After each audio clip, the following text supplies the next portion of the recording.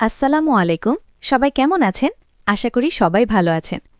ফরজ গোসলের নিয়ম কি, ফরজ গোসল কিভাবে করতে হয়, ফরজ গোসলের ফরজ কি এসব অনেকে জানেন না।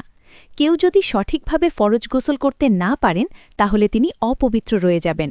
সহজভাবে ফরজ গোসলের নিয়ম জেনে রাখা জরুরি। পাঠকদের জন্য সংক্ষেপে নিয়ম উল্লেখ করা হল।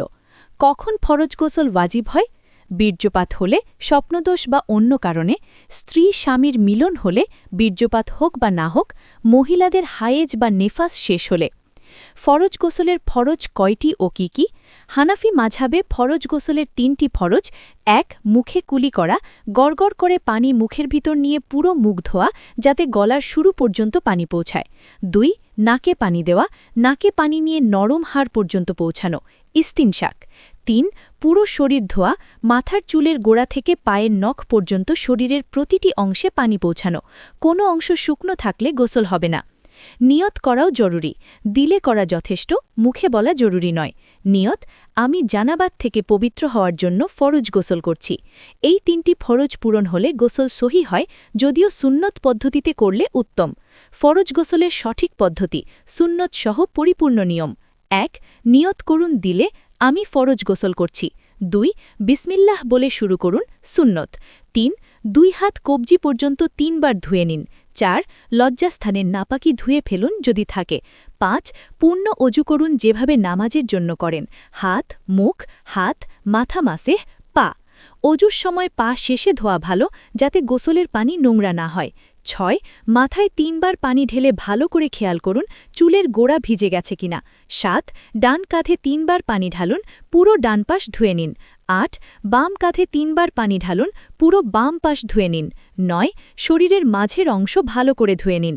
বিশেষ কিছু নিয়ম: মহিলাদের চুলের বেনি খোলার দরকার নেই যদি পানি গোড়ায় পৌঁছে যায়। কান, নাভি, চোখের কোণ, নখের নিচে সব জায়গায় পানি পৌঁছাতে হবে।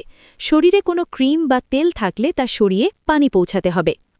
ফরজ গোসল করার নিয়ম: পরিচ্ছন্ন ও পবিত্র হওয়ার নিয়ত করতে হবে, মানে স্ত্রী সঙ্গম, স্বপ্নদোষ, ঋতুস্রাব ও প্রসব ইত্যাদির কারণে যে নাপাকি এসেছে সেটা দূর করার নিয়ত করবেন। অর্থাৎ মনে মনে এই চিন্তা করবেন যে নাপাকি দূর করার জন্য গোসল করছি। এরপর লজ্জাস্থানে লেগে থাকা নাপাকি প্রথমে ধুয়ে নেবেন, তারপর ২ হাত কবজি পর্যন্ত ধুয়ে নেবেন। সাবান বা এ জাতীয় কিছু দিয়ে ধুতে পারলে ভালো, না হলেও অসুবিধে নেই। তারপর নামাজের অজুর মতো করে পূর্ণাঙ্গ অজু করবেন। এরপর পানি দিয়ে মাথা ভিজিয়ে নেবেন। তারপর প্রথমে শরীরের ডান অংশে এবং পরে বাম অংশে পানি ঢালবেন। তারপর সারা দেহে পানি ঢালবেন। রসুলের সাহা আল্লাহসাই আল্লাহি ওয়াসাল্লাম যেভাবে গোসল করতেন, হাদিসে বর্ণিত হয়েছে, মাইমুনা রাদিয়াল্লাহু আনহা বলেন, আমি আল্লাহর রসুলের জন্য গোসলের পানি রাখলাম, তা দিয়ে তিনি জানাবাতের অর্থাৎ অপবিত্রতা থেকে পবিত্র হওয়ার গোসল করেন। আল্লাহর নবী পাত্র হাতে নিয়ে নিজের ডান হাতের উপর কাঁধ করে তা ২ বা ৩ বার ধৌত করেন। অতঃপর তিনি তার লজ্জাস্থানের উপর পানি ঢেলে বাম হাত দিয়ে ধৌত করেন। পরে তিনি মাটির উপর হাত ঘষে অর্থাৎ দুর্গন্ধমুক্ত হওয়ার জন্য তা পানি দিয়ে ধৌত করেন। অতঃপর তিনি কুলি করেন এবং নাক পরিষ্কার করেন। অতঃপর মুখমণ্ডল ও ২ হাত ধৌত করেন। এরপর তিনি নিজের মাথা ও সর্বাঙ্গে পানি ঢালেন। পরে তিনি সেই স্থান থেকে অল্প দূরে সরে গিয়ে উভয় পা ধৌত করেন।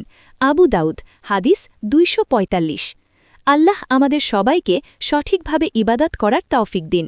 ভিডিওটি ভালো লাগলে লাইক, কমেন্ট ও শেয়ার করতে ভুলবেন না। চ্যানেলটি সাবস্ক্রাইব করে আমাদের সাথেই থাকুন।